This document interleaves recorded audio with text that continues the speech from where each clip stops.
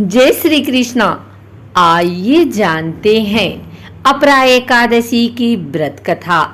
युधिष्ठिर कहने लगे कि हे भगवान, ज्येष्ठ कृष्ण एकादशी का क्या नाम है तथा उसका महात्म्य क्या है, सो कृपा कर कहिए।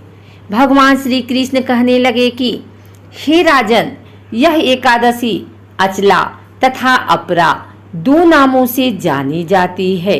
पुराणों के अनुसार ज्येष्ठ कृष्ण पक्ष की एकादशी अपरा एकादशी है, क्योंकि यह अपार धन देने वाली है। जो मनुष्य इस व्रत को करते हैं वे संसार में प्रसिद्ध हो जाते हैं। इस दिन भगवान त्रिविक्रम की पूजा की जाती है। अपरा एकादशी के व्रत के प्रभाव से ब्रह्महत्या, भूत योनि, दूसरे की निंदा आदि के सब पाप दूर हो जाते हैं।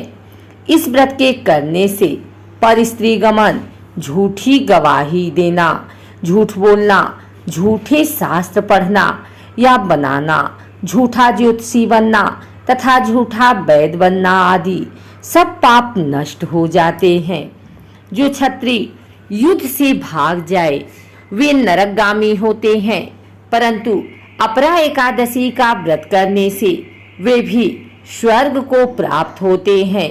जो शिष्य गुरु से शिक्षा ग्रहण करते हैं फिर उनकी निंदा करते हैं वे अवश्य नरक में पड़ते हैं, मगर अपरा एकादशी का व्रत करने से वे भी इस पाप से मुक्त हो जाते हैं।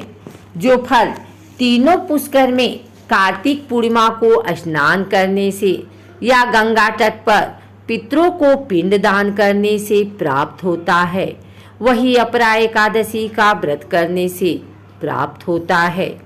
मकर के सूर्य में प्रयागराज के स्नान से, शिवरात्रि का व्रत करने से, सिंह राशि के बृहस्पति में गोमती नदी के स्नान से, कुंभ में केदारनाथ के दर्शन या बद्रीनाथ के दर्शन, सूर्य ग्रहण में कुरुक्षेत्र के स्नान से, स्वर्णदान करने से अथवा अर्ध प्रसूता गौदान से जो फल मिलता है वही फल अपरा एकादशी के व्रत से मिलता है।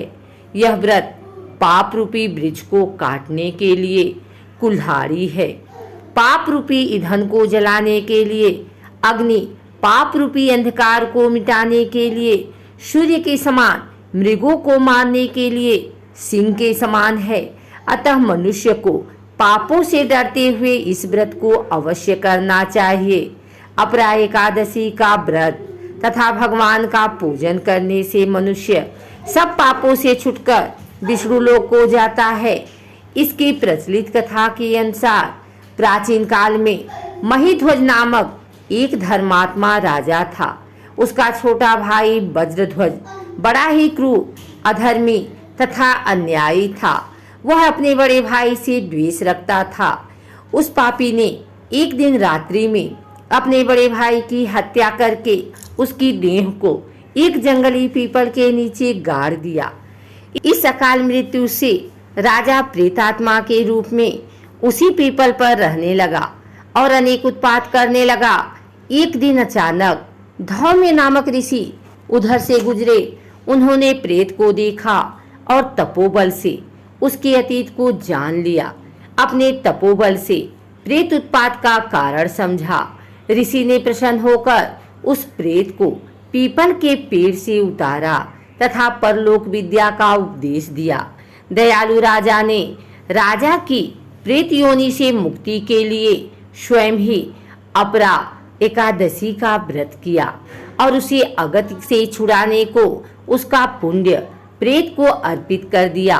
इस पुण्य के प्रभाव से राजा की प्रेत योनि से मुक्ति हो गई।